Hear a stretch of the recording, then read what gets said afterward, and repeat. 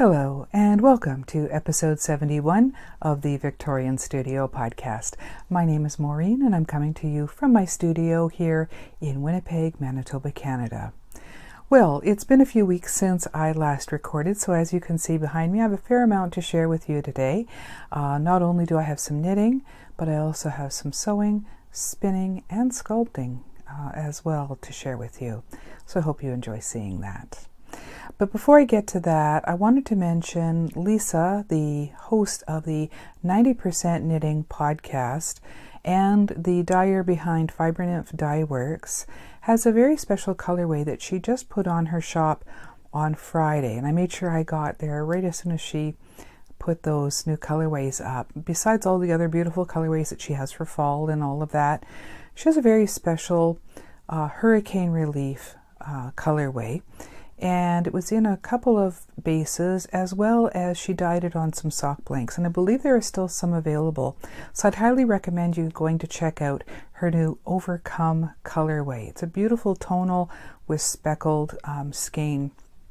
And I was very lucky to grab one of those. So like I say, I'll link her shop in the notes below. Please check it out, as part of the proceeds goes to hurricane relief. So thank you so much, Lisa, for that.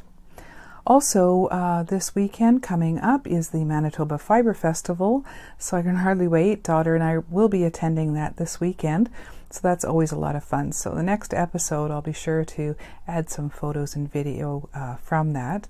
We always enjoy going to that. That's the biggest festival for us throughout the year. So thank you so much to Margaret, who provided some free admissions to the Victorian Studio podcast group.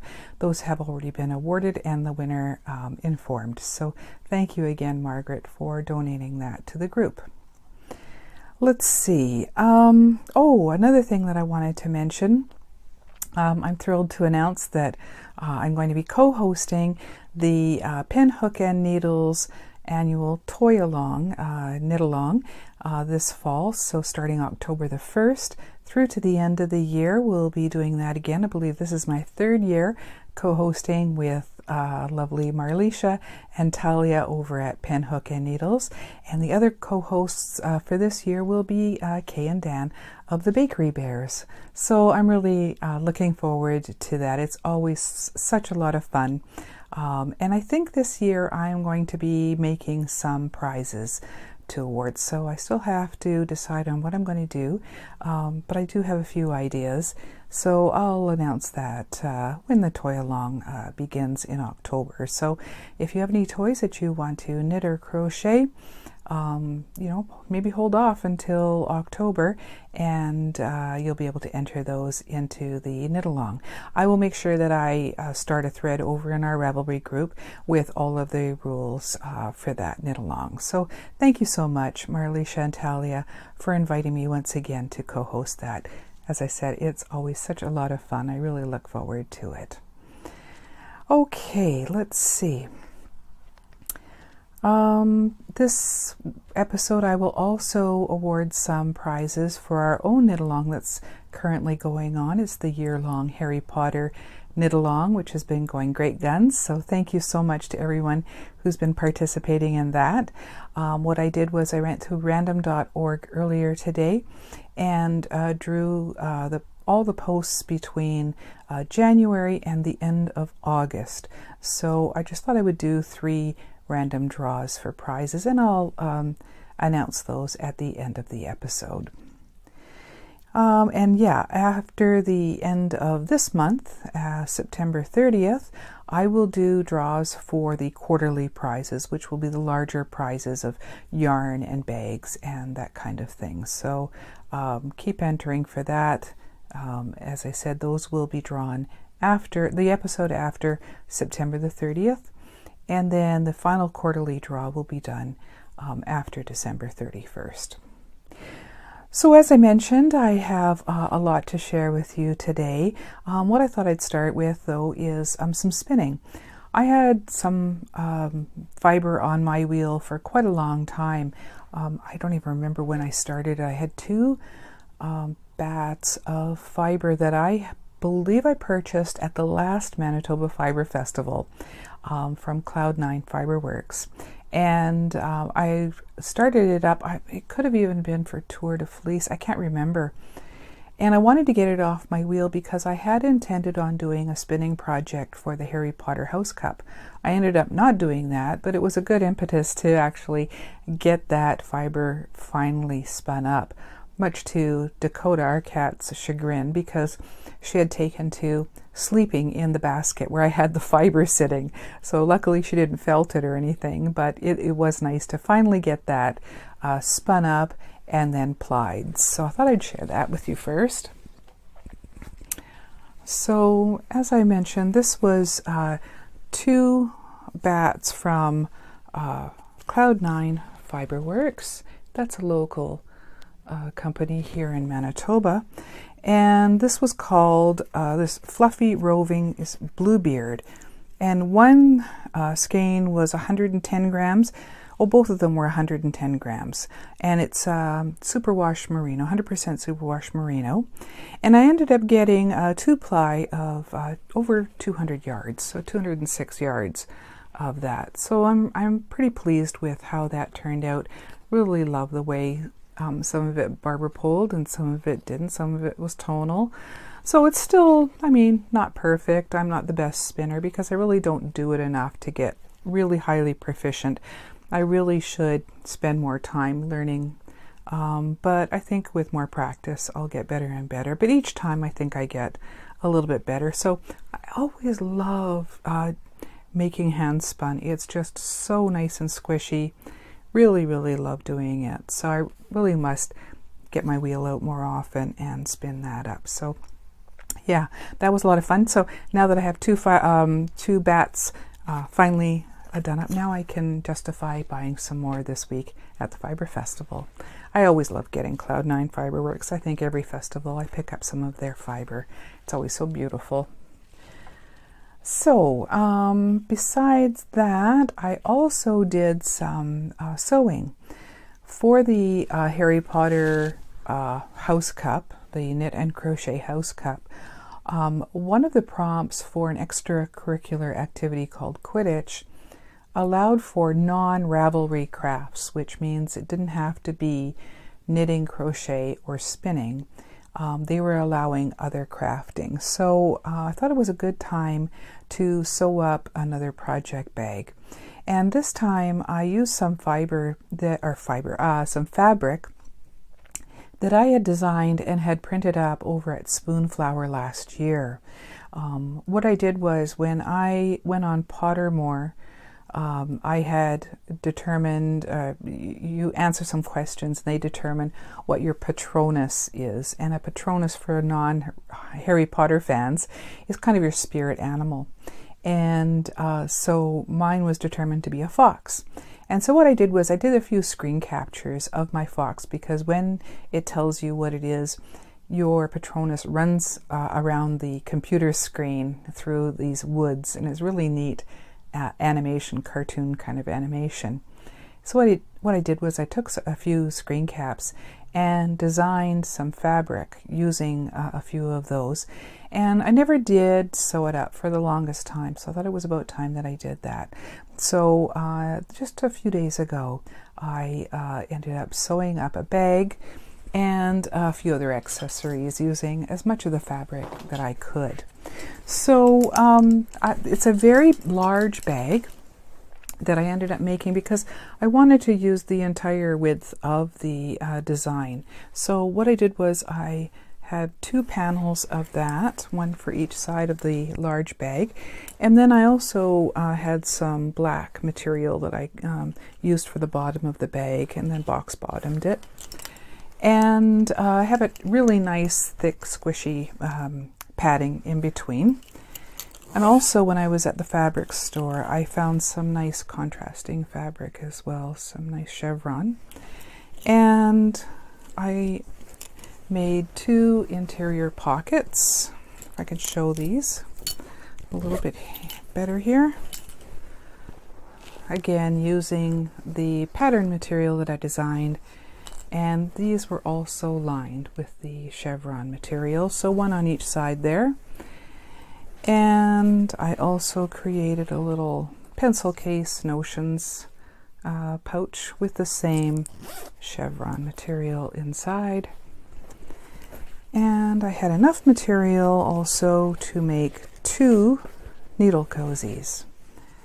So it's those there. So yeah, that was a great project to do for Quidditch, and it was nice to finally get that material sewed up. I also, when I went to Fabricland last year, bought a bunch of these measuring tape handles, which is really handy to have on a bag. So if I forget my measuring tape, I have one right there. So that's always nice to have. So yeah, it's been a while since I've sewn up a bag, and as I was sewing them up, that's why I was getting an idea of maybe making some bags for the toy along.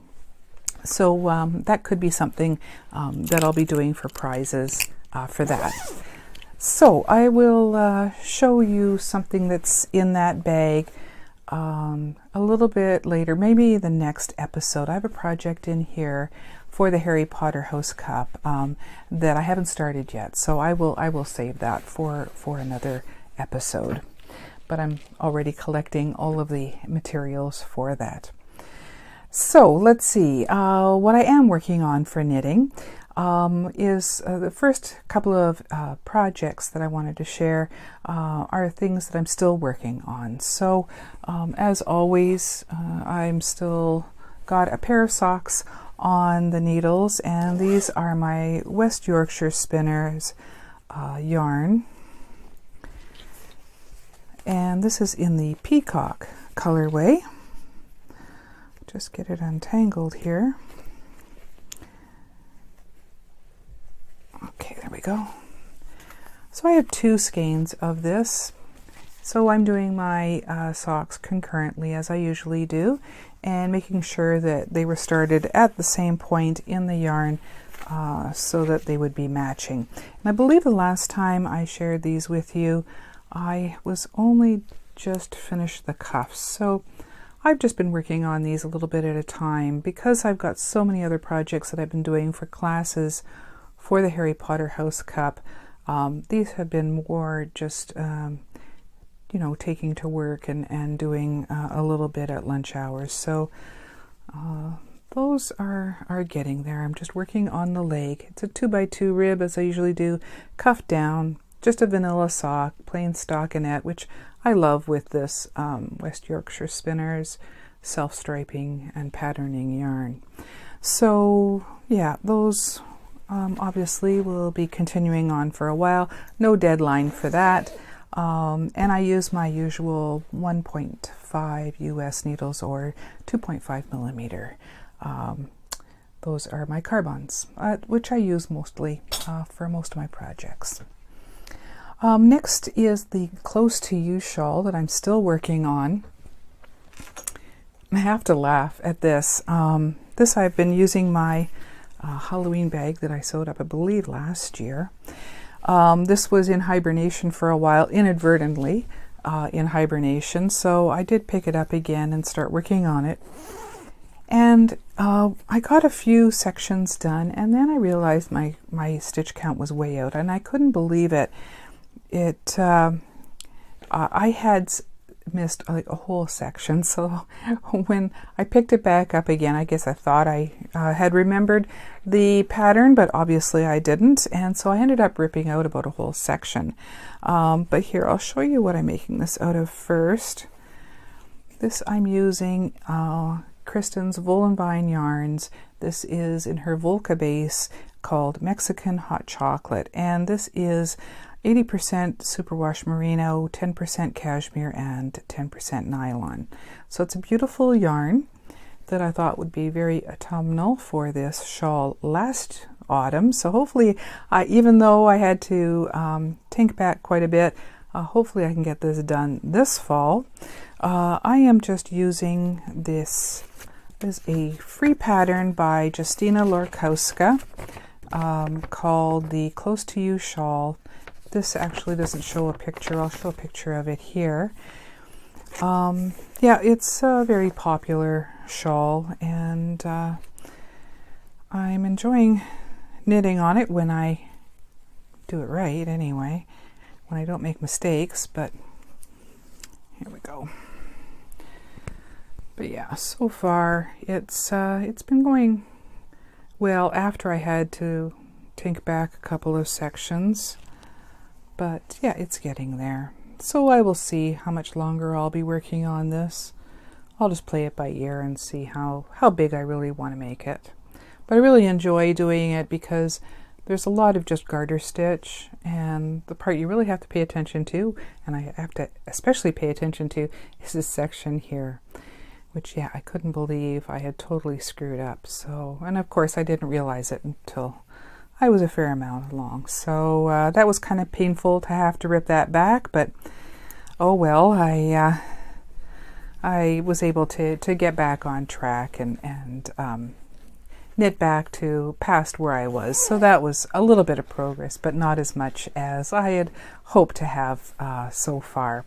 So again, that's something that I'll just work on here and there. Next, what I wanted to show you was a few projects that I finished, mostly small projects for the Harry Potter Knit and Crochet House Cup. And because now I'm on staff over there for Gryffindor House, it has been a pretty busy couple of weeks, which is why I didn't end up podcasting last week, because I've been doing so much most evenings for the House Cup. I'm their graphics person, which means I've been making, I'm one of 3 graphics people, which means I've been making a fair amount of badges and awards and that kind of thing. And I really have to give it to the people who are on staff for these kind of large groups over on Ravelry. It really makes you appreciate how much work goes into all of these groups when they run these huge knit-alongs and continuing things like the House Cup. It takes so many people, so many long hours of work. You really do appreciate it once you see all the behind-the-scenes effort that goes into putting something like this on. So I've been having fun doing the graphics. I love doing computer graphics. So as I said, I've been doing awards, and I've been doing what they call robes. And if you're on Ravelry, when you have your name on Ravelry and it shows a little picture beside it, in most online groups, they call that an avatar. And on Ravelry, they call it a ravatar. And in the House Cup, they call it your robes. So if you're like going to Hogwarts, of course, you have your school robes. And every time there's a new term, a lot of people like to change their robes, which means they like to have a new graphic as their portrait picture over on Ravelry. So a lot of times it's a cartoon or something that they're really into, like movie or TV show or things like that, or it's along a special theme. So for Gryffindor House, we've been doing a lot of different robes for the members there who asked for them. So that's been a lot of fun, but again, a lot of work. So I've been enjoying doing that and being a part of the staff over on the 7th floor over in Hogwarts. So yeah, I've been doing a few classes in between that. I also have a few larger projects that are that have been approved. So I'll start with just some of the smaller things that I've been doing to get points in for classes. And the first one is called a dragon scale dishcloth or washcloth. And this was for, I believe, Defense of the Dark Arts class.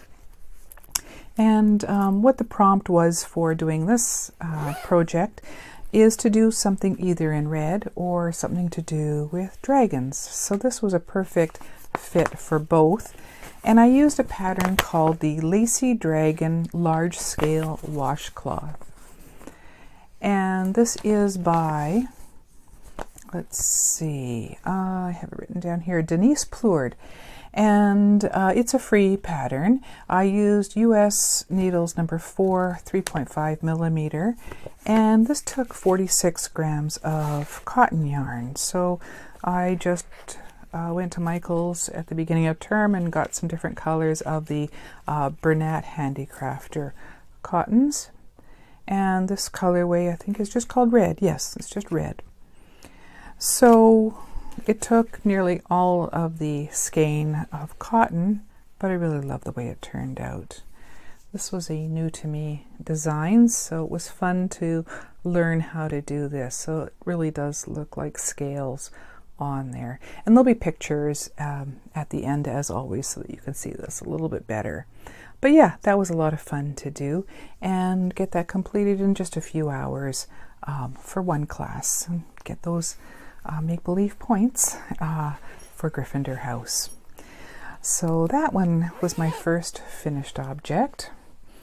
The next one was another small project, a coaster. As I mentioned, I'm now in a new office over at work, and it kind of has a yellow theme to it. So I thought having a nice coffee mug coaster on my desk would be nice, made using some yellow cotton. So I've done this leafy washcloth pattern before.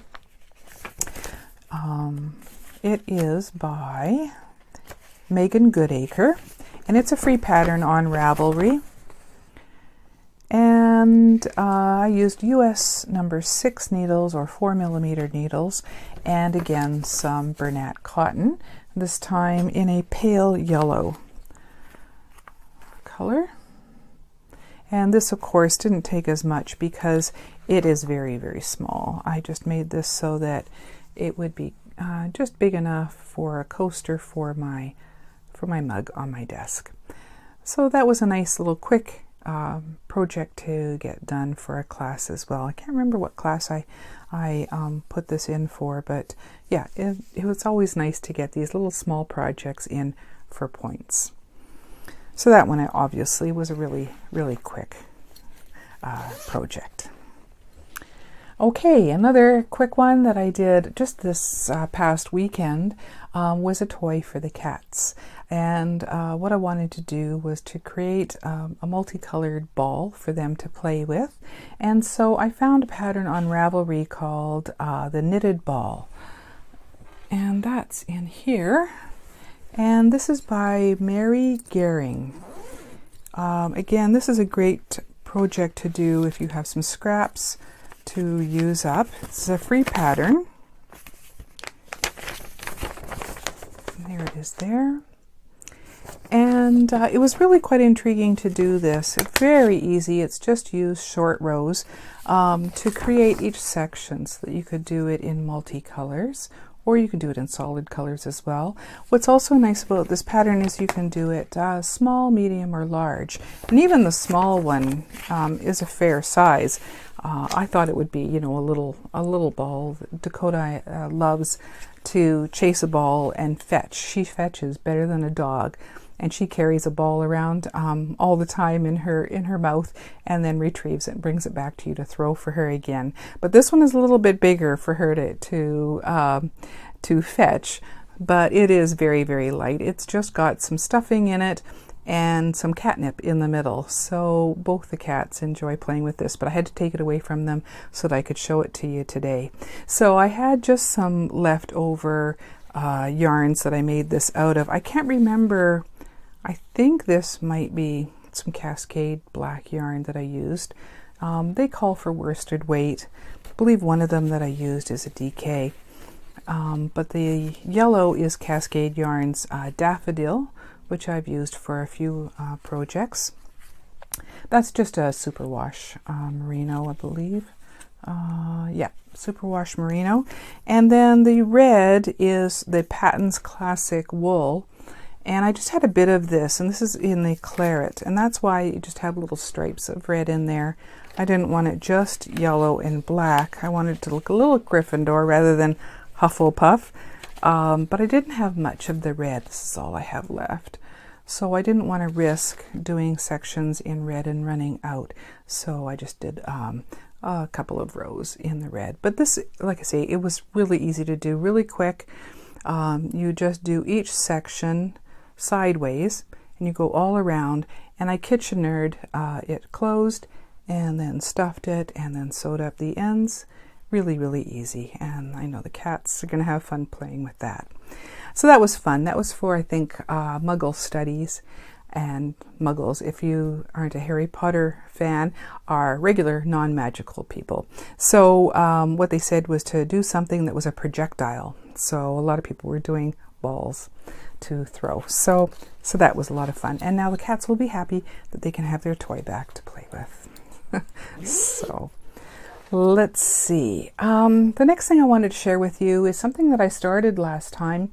And I completed it, but now I'm doing multiples of the same pattern, and that's the Areca cowl. And as I mentioned, I did start this at the last episode. I was making this for myself, and then I love the pattern so much that I thought it would be a good design to make as gifts at Christmas time. So this is the one that I completed, and this was using Malabrigo Mecha yarn. This first colorway is teal feather. So here it is completed. Now I'll show you the pattern here because it is a little different than how I finished it up. This is a paid-for pattern by Jane Richmond, and as you can see here, it's a cowl or a kerchief with a fringe on it, and I decided to omit the fringe so that I could just wear it underneath my coat. So what I thought is I would make a few of these for gifts because with our cold winters, it's always nice to have something that you can throw under your coat that is long in the front. So you know, you can protect yourself from drafts. So what I decided to do was to purchase some more of the Malabrigo Mecha in different colors and make a few of these and submit them for my owl over at the House Cup, which is meant to be a project that will take you 2 to 3 months to complete. So I have quite a few of these to do, but I'm really enjoying them. So this was the first one that I showed last time. This is for myself in the teal feather colorway. And I completed that one. And then I've started on another. And I've been working on this for the last little while. And yeah, that's the front. And this again is in the Malabrigo Mecha, and this time it's in Polar Morn. I'll just show that to you.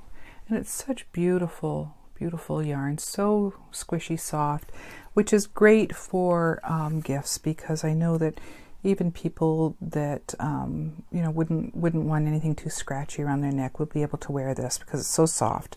It's pure merino superwash wool. So this is from Peru, this yarn. So yeah, I just love the Malabrigo yarn, and the pattern is so very easy, but I really think it would be great for gifts. So for either guys or girls. So yeah, I'll be probably showing these quite a bit over the next couple of months as I get working on them. And I did, because I'm doing so many of them, I have a calendar that I've created so that I can keep on track to make sure I get these done before the holidays. So that's a good thing to kind of get some crafts and some gifts determined for the holidays way ahead of time. So let's see, that takes me to the last knitting project that I wanted to share with you, which is another dishcloth and washcloth.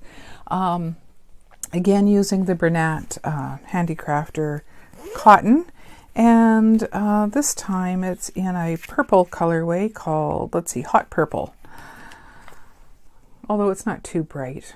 But yeah, this was good to use for a pattern that I hadn't tried before. I don't have the pattern written out. I think it was just on a blog post, but it's called the Waffle Knit Dishcloth. I'll put a picture of it in here, by Debbie Andrewley, and I used US number 6 or 4mm needles, and I ended up using 39 grams of that skein of yarn. And this was really interesting. I really love this waffle pattern in this. And again, if you're not a fan of dishcloths, they are so nice to kind of test out new designs, new to you patterns, so that you might not otherwise get to try out. So it only takes a couple of hours to do these. They make really good gifts as well, with some nice scented soaps. And yeah, it was really nice to do this waffle texture on this. I really love it. And speaking of waffles, that takes me into what I've been sculpting. Seem to be on a waffle kick over the last little while. Totally inadvertently, but it just ended up that way. Besides knitting and sewing and spinning over the last few weeks, I have been able to get some time in to do some more stitch markers for my Etsy shop. And thank you so much to anyone who has purchased from the shop already. It's been wonderful to send out the stitch markers all over the world. So I hope that whoever's purchased them have been enjoying them. It's really been a lot of fun to create. So I've done 3 new designs that I'll be updating the shop with a little bit later, but I wanted to show them to you here first. So let's see. What I did first was some waffle cones, and I saw a tutorial online. A few people have made ice cream cones and that kind of thing. So what I thought I would do is to try my hand at these, but they ended up being a little bit big. You know, some people might not like their stitch markers or progress keepers as big, so I'll show you another waffle item that I've also done.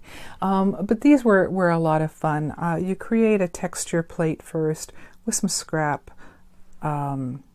clay, and create the cone first, and then you dip it into some polymer clay that's thinned down to make a little bit of a chocolate sauce.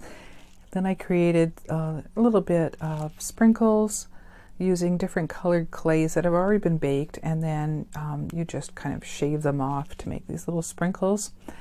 And then I use some imitation whipping cream that I get. It's actually from, I think, Japan or Hong Kong, that ends up, you know, hardening, of course, but you use that just with a regular baking tip. You know, if you've ever decorated cakes, just a star tip to create that. And then, of course, they're dipped in Varathane to make them a little more durable.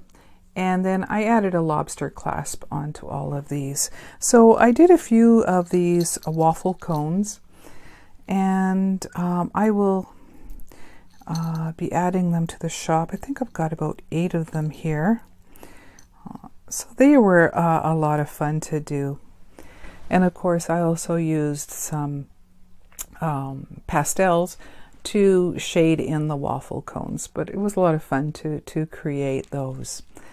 So because, as I mentioned, I thought these were kind of large, I also wanted to create smaller items that I know some people like to have smaller, even though they're not heavy at all, they're very light. Some people don't like anything too bulky. So what I thought I would do is to also make some little items that are waffle ice cream bowls. So these I made again with the same texture plate to make a little waffle bowl with a chocolate sauce edging on them. And then a couple of sticks of chocolate are poking out from the side here. I made up little miniature raspberries and also a scoop of ice cream with a little bit of whipping cream on each side. So these were a lot of fun to make. So again, I've made, I think, 8 of these, and I'll put them in the shop. So the ice cream on them, I did a little bit of pink and white polymer clay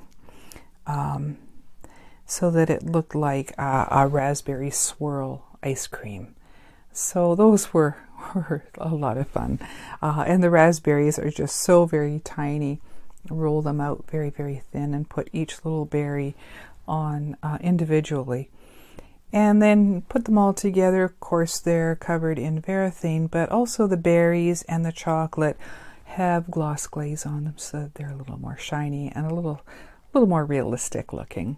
So yeah, those were a real fun item to make. And each one of those have a gold lobster clasp on them.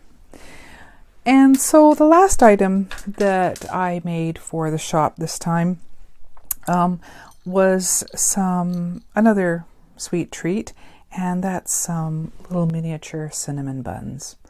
So again, I know these are hard to see in the video. I will definitely have pictures at the end of the podcast on how I made these. So I think I have 10 of these. These were a lot of fun to do. Make them just like breads, but then you put a glaze on them to make it look like they have the icing glaze. And then I used acrylic paint to paint the swirls both on the top and on the bottom of the buns so that it looks like the cinnamon filling. And again, they all have a lobster clasp, this time in silver, on each of those. So those are nice and small as well. So if anybody wants those that are a very small item on their knitting or crochet, or maybe hanging from a project bag, you could get a little cinnamon bun. So it was funny, after I did these, hubby, he's so very impressionable. The next time he went shopping, he bought cinnamon buns to eat for breakfast the next day. So I have to stop making these bakery treats because he ends up making him hungry for them. So yeah, those will be added to the Etsy shop, which I will link down below, and I'll post on Instagram when I update the shop with those new items. So like I said before, thank you everyone who has bought something from this shop. It does help sending out prizes and purchasing prizes for the podcast. So speaking of prizes, I thought I would finish off the episode today with 3 draws for prizes for the participants in the Harry Potter knit along. So this will be for anybody who has either chatted or added a project into the post over on the Ravelry group. So what I did was I went to random.org earlier today and chose posts between 2 and 2,333. And the first prize I'm awarding today is a $10 US or less Ravelry giftable pattern. So random.org chose post number 382, and that's Mrs. Lobelia, and that's Mandarin from France. So congratulations, Mandarin. When you see this, let me know what you would like me to gift you as a pattern on Ravelry for $10 US or less. The next 2 prizes are stitch markers, and because it's the Harry Potter knit along, of course they're Harry Potter themed stitch markers. So the first one is a chocolate frog, and this is going out to post number 2102, and that's LDS Venus. So congratulations. I think you've won before, so congratulations again. Let me know when you see this, and I will get this out to you in the mail.